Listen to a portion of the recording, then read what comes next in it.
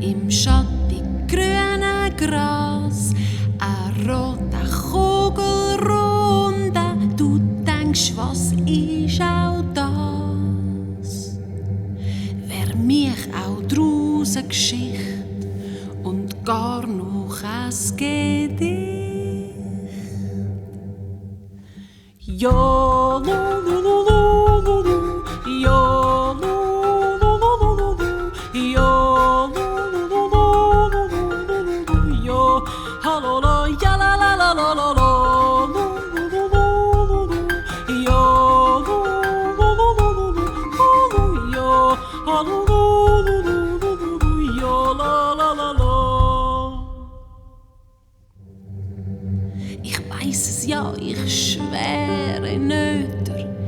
Dies Abendrot ist 3-mal röter. Und doch, es bleibt dabei. Für heute heisst Melodie.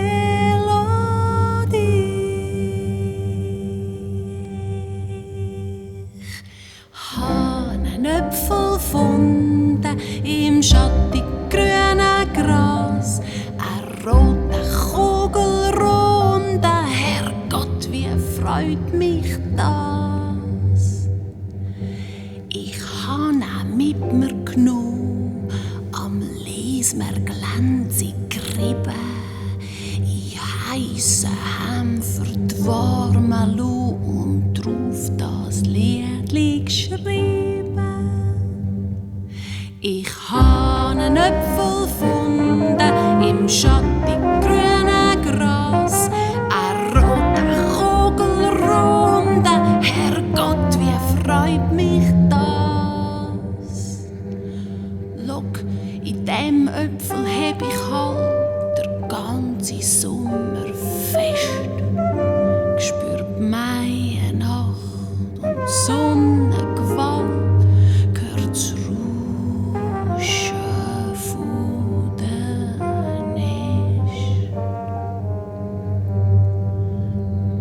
Hab in der Säbe hoscht auch ein Mädeli in den Armen gehabt.